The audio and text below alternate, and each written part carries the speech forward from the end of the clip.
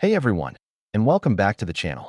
Today, we're diving into something incredibly satisfying, the power of transformation. We're not just talking about a fresh coat of paint. We're talking about the complete revival of a property. Stick around, because you are not going to believe some of these before and afters.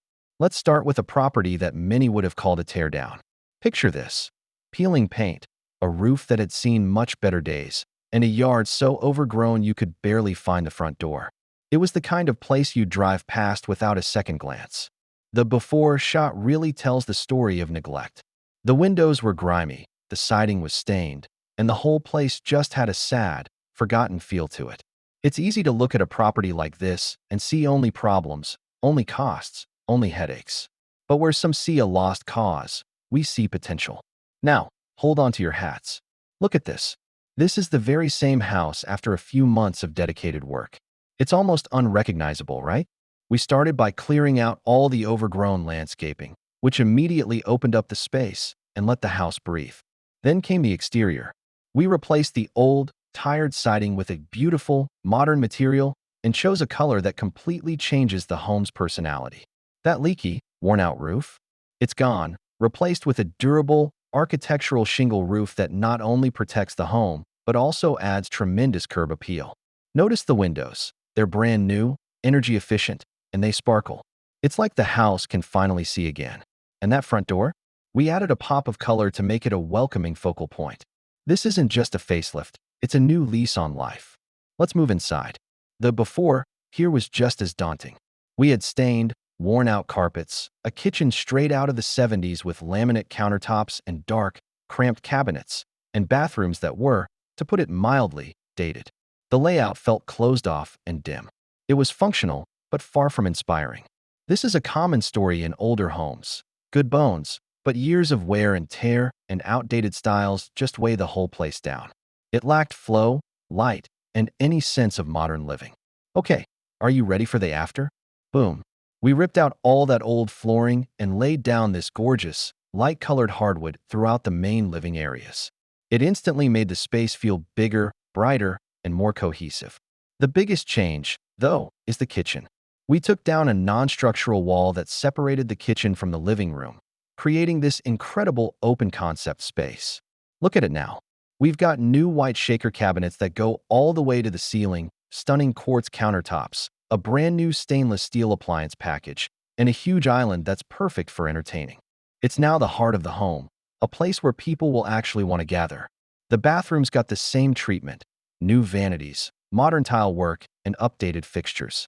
Every single room was touched, thoughtfully redesigned to be both beautiful and functional for a modern family. What's the takeaway from all this? It's simple. Proper maintenance and smart renovations are not expenses. They are investments. An investment in your property's value, in your daily enjoyment, and in its long-term health. That neglected exterior wasn't just ugly. It was allowing water damage and pests. That old kitchen wasn't just dated. It was inefficient and lacked the functionality we expect today. By addressing these issues, you do more than just make a place look pretty. You protect your asset and create a space that truly feels like home. These transformations prove that with the right vision and execution, almost any property can be turned from a forgotten before into a stunning after. It just takes seeing the potential hiding underneath the surface.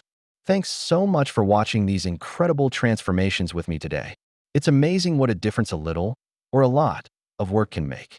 If you found this as satisfying as I did, hit that like button and make sure you're subscribed so you don't miss our next project. Drop a comment below and let me know which change was your favorite. Until next time, happy renovating. Hey everyone, and welcome back to the channel.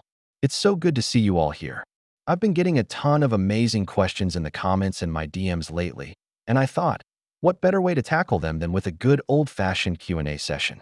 I absolutely love doing these because it gives me a chance to connect with you guys on a more personal level and really dive into the topics you're most curious about. So, I've sifted through everything you've sent me, and I've picked out some of the most frequently asked and most interesting questions to answer for you today. We're going to cover a whole range of topics, from my creative process to some personal habits, and even some advice you've been asking for. I'm really excited to get into it. So let's not waste any more time. Let's jump right into the first question. Okay, first up, Alex asks, What's your number one tip for staying motivated when you're feeling stuck on a project? That is such a fantastic question, Alex, and something I think we all struggle with from time to time. For me, the key is to step away.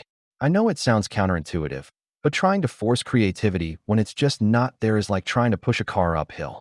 It's exhausting and you don't get very far. Instead, I'll go for a walk, listen to a podcast, or work on something completely different and unrelated. It helps to reset my brain. Another thing that works wonders is breaking the project down into tiny, manageable steps. Instead of looking at the huge mountain I have to climb, I just focus on the very next step, no matter how small. It could be as simple as writing one sentence or editing one clip. Completing that small task gives me a little dopamine hit and the momentum to keep going. So, step away and break it down. Great question to start with. All right, moving on to the next one. This comes from Chloe, who writes, if you could go back and give your younger self one piece of advice, what would it be? Wow, that's a deep one. If I could go back in time, I'd tell my younger self to stop worrying so much about what other people think. I spent so much time and energy trying to fit in or seeking approval from others, and it honestly held me back from being my true, authentic self. The truth is, most people are too busy worrying about their own lives to be judging yours as harshly as you imagine. And the people who do judge you, their opinions don't really matter in the grand scheme of things. I would tell myself to embrace my quirks, follow my passions without apology, and trust my own instincts. Life gets so much better and more fulfilling when you start living for yourself instead of for an audience. It's a journey, for sure, but one worth starting as early as possible. Okay, let's keep the ball rolling. Our next question is from Ben. What does your daily routine look like? I'm trying to build better habits. I love this question, Ben, because I am a huge believer in the power of routines. My routine isn't super rigid, but there are a few non-negotiables that anchor my day. I always start my morning with a big glass of water and at least 15 minutes of stretching or light exercise. It just wakes up my body and mind. After that, I avoid looking at my phone for the first hour. Instead, I'll journal or plan out my top 3 priorities for the day. This helps me start with intention instead of reaction. The rest of my workday is usually blocked out into chunks of focused work and short breaks. In the evening, I make a real effort to disconnect. I'll read a book, chat with family, or just relax. Winding down is just as important as ramping up. My advice is to start small. Just add one new positive habit and build from there. This next one made me smile. It's from Mia. What's the most embarrassing thing that's ever happened to you while filming? Oh, where do I even begin? There have been so many. But one that really stands out. I was filming an outdoor video in a park, feeling very professional with all my gear. I was in the middle of a really passionate monologue, walking backwards for a cool tracking shot. I was so in the zone, I didn't realize there was a sprinkler head right behind me. You can probably guess what happened next. I tripped, went flying backwards, and landed right in a giant, muddy puddle that the sprinkler had created. I was soaked, covered in mud, and a small group of people who were watching just burst out laughing. My camera was fine, thankfully. At the moment, I was mortified, but looking back, it's just a hilarious story. It definitely taught me to always be aware of my surroundings when filming. And for our final question today, this is from Liam. What's next for the channel? Any big plans for the future? I'm so glad you asked, Liam. I'm always thinking about what's next and how I can continue to bring you all valuable and entertaining content. I've been considering doing more live sessions, maybe a weekly or bi-weekly live Q&A just like this, but where you can ask questions in real time. I think that would be an incredible way for us to interact more directly. I'm also playing with the idea of a new series that goes more behind the scenes on some of my bigger projects. Plus, I'm hoping to do more collaborations with other creators you all love.